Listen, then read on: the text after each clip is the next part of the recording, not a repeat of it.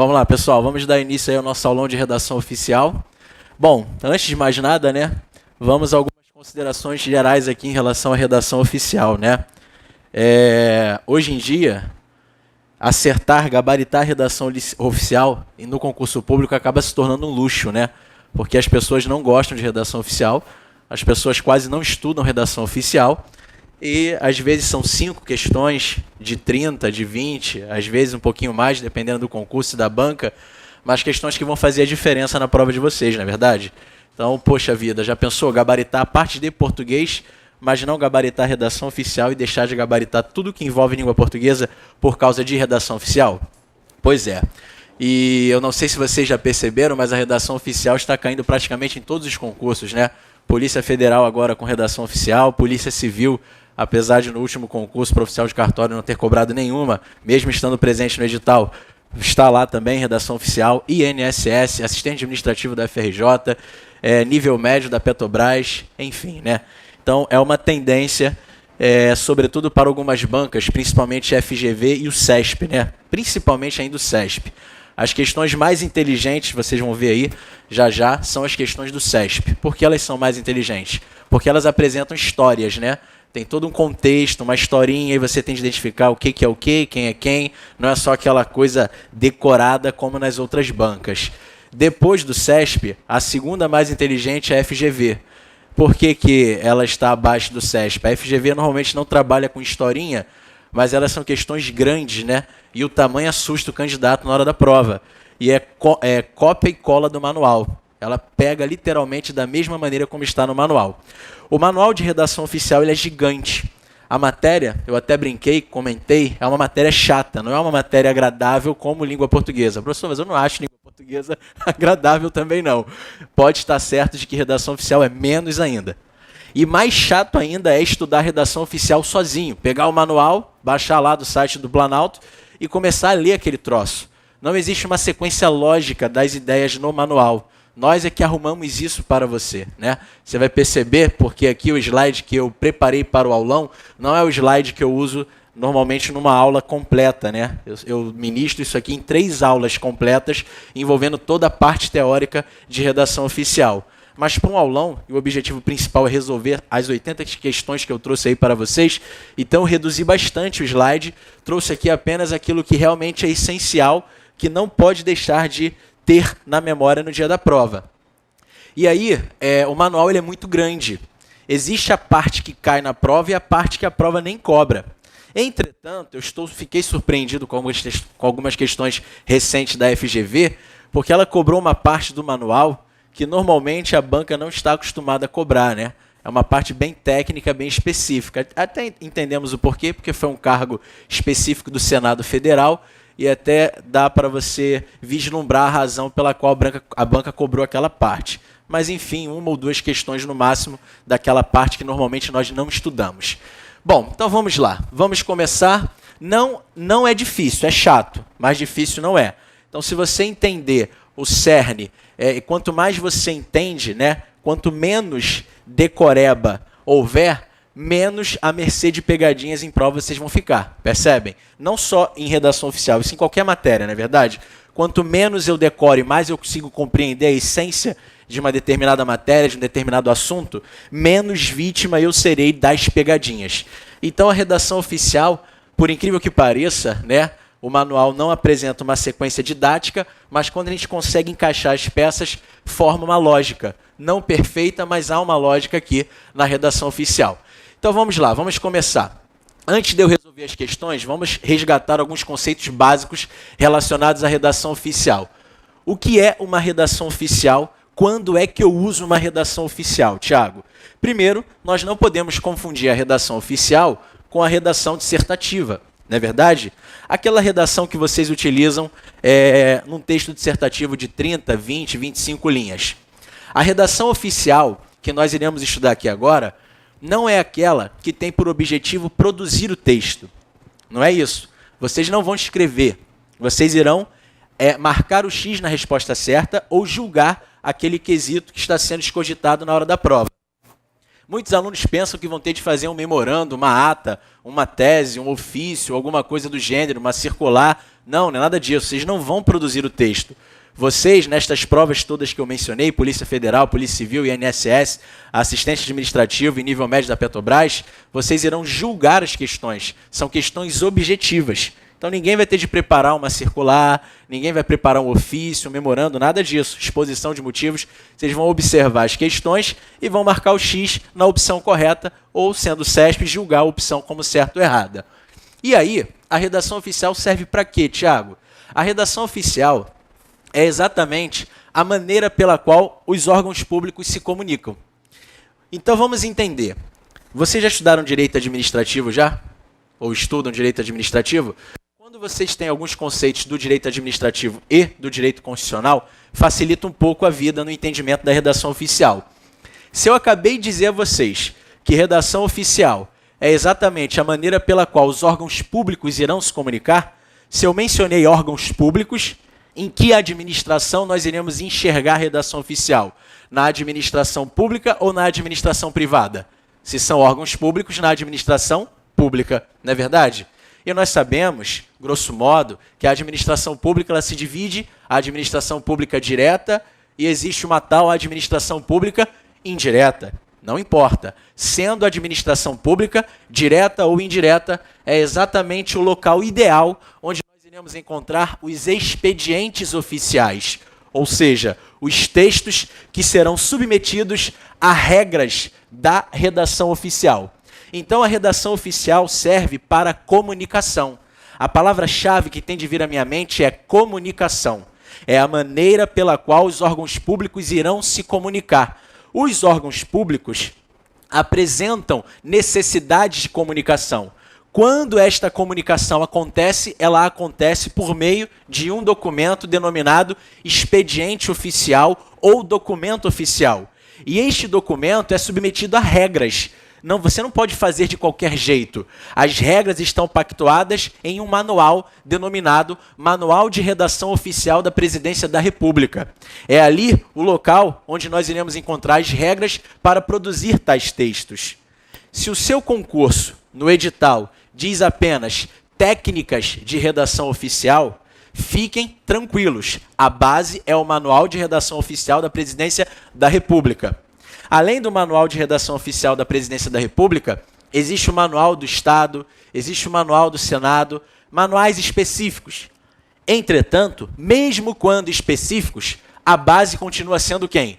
O Manual de Redação Oficial da Presidência da República. 90% nós iremos encontrar no Manual de Redação Oficial da Presidência da República quando for específico. Os outros 10% são aqueles específicos do Estado, do Rio ou do Senado.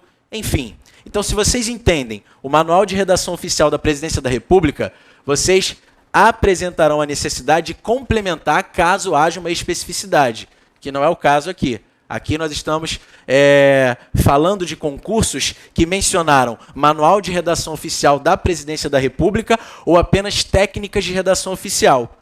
Polícia Civil é um concurso do Rio de Janeiro, não é verdade? Prova para papiloscopista. Lá no edital está assim, técnicas de redação oficial. Ela não vai cobrar o Manual do Rio. É o que muitos pensam. Ah, tem que ser o Manual do Rio, Tiago. Já que o concurso é estadual, quando o edital trabalha técnicas de redação oficial, cobra-se o Manual de Redação Oficial da Presidência da República. Na listinha de questões que eu trouxe para vocês, as primeiras questões são da Polícia Civil de Minas Gerais.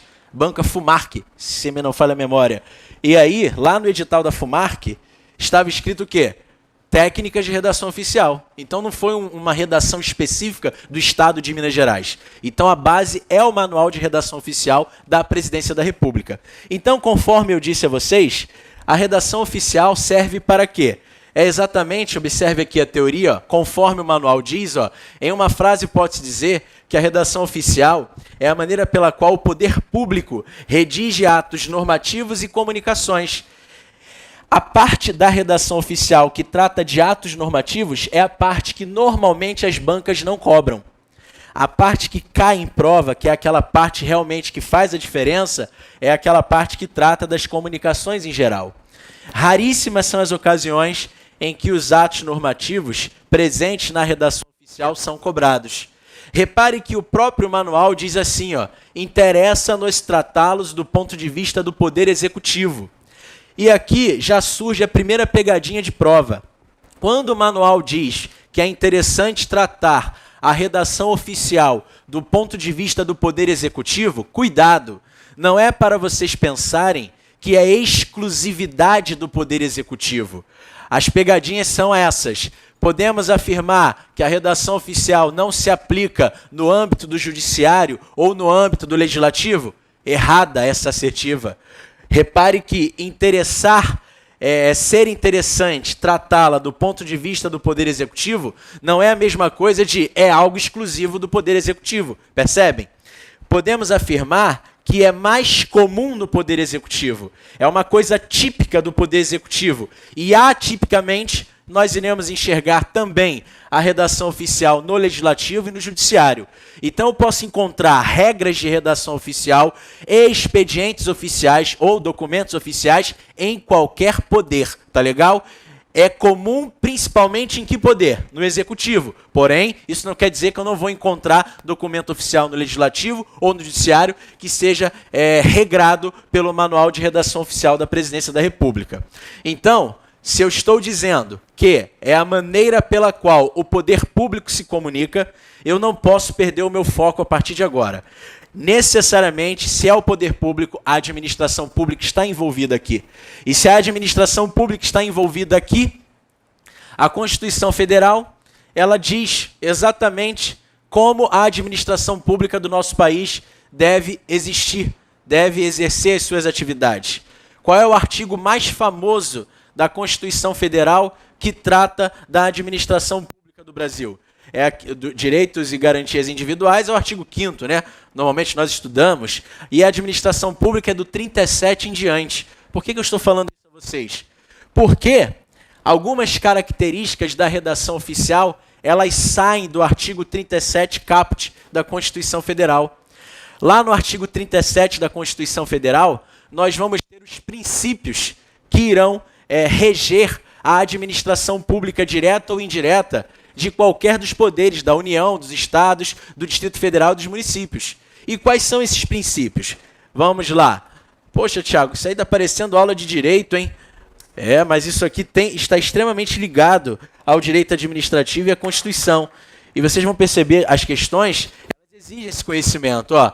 É aquele tal de LIMP, né, que nós aprendemos como LIMP, né, o tal do LIMP. O que é o LIMP? Né? Legalidade, impessoalidade, moralidade, publicidade e eficiência. Então, ó, isso aqui forma uma sigla. LIMP são os princípios explícitos no artigo 37 caput da Constituição Federal. É o que nós chamamos de princípios explícitos ou expressos, né? Estão ali determinados de forma explícita. Estes princípios vão suscitar algumas características dos textos oficiais. E por que eu estou falando do artigo 37, que é o artigo que trata da administração pública? Porque o conceito de redação oficial diz o que mesmo, hein? Redação oficial é a maneira pela qual o poder público se comunica. Os órgãos públicos se comunicam. Se são órgãos públicos, se é o poder público que está envolvido aqui, eu tenho de pensar na administração pública necessariamente. E, de cara, de imediato, os princípios expressos no artigo 37 da Constituição Federal. Legalidade, impessoalidade, moralidade, publicidade e eficiência. Destes 5 princípios que vocês estão vendo aqui, ó, dois são utilizados na redação oficial. Quais são eles? Nós temos a publicidade e a impessoalidade. Estes dois aqui, ó, impessoalidade e a publicidade são os 2 princípios que nós retiramos da Constituição Federal para começar a tratar das características dos textos oficiais. Publicidade. Então, ó, organizando o raciocínio aí para vocês. Redação oficial é a maneira pela qual os órgãos públicos irão se comunicar, vão manter a comunicação. Se eu estou mencionando órgãos públicos, eu automaticamente tenho de pensar nos princípios expressos do artigo 37, que é exatamente o artigo que começa a tratar da administração pública no Brasil, seja direta ou indireta, não importa. E dos 5 princípios expressos, 2 serão utilizados aqui na redação oficial. E eles vão ser utilizados de que forma, Tiago? Agora vocês vão começar a estudar as características gerais dos textos oficiais. Então, antes de você entender o que é um ofício, um aviso, um memorando, uma exposição de motivos, uma mensagem, um fax, um telegrama, vocês devem ter na cabeça de vocês as características comuns a todos os textos oficiais.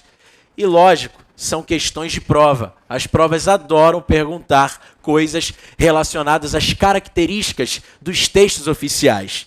Então, vamos lá. Eu já sei para que serve uma redação oficial. Quando o Banco do Brasil ele tem de se comunicar, a Agência Rio com a Agência de Caxias, Banco do Brasil faz parte da administração pública indireta, não faz? Sociedade de Economia Mista faz parte da administração pública indireta.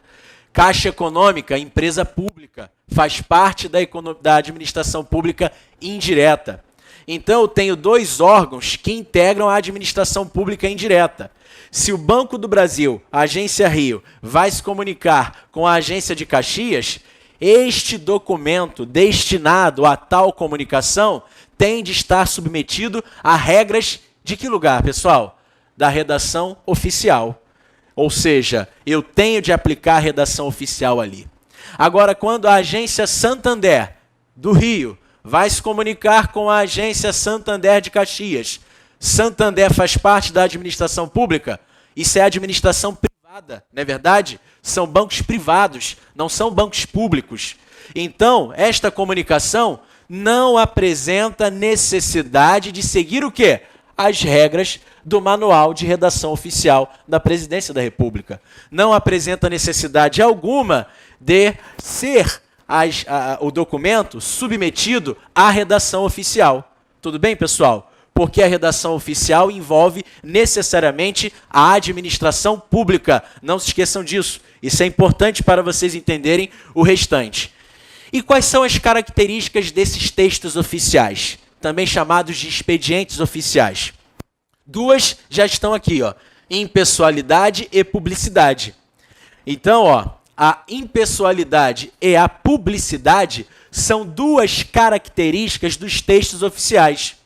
Vamos logo às demais, depois eu falo de todas elas. Nós temos aí a clareza, a concisão, o uso do padrão culto de linguagem, a formalidade, uniformidade e padronização. Estas são as características de todos os textos oficiais, de todos os documentos oficiais. Falou em documento oficial, eu tenho de enxergar estas características. Falou em texto oficial, expediente oficial, eu tenho de enxergar estas características que vocês estão vendo aqui.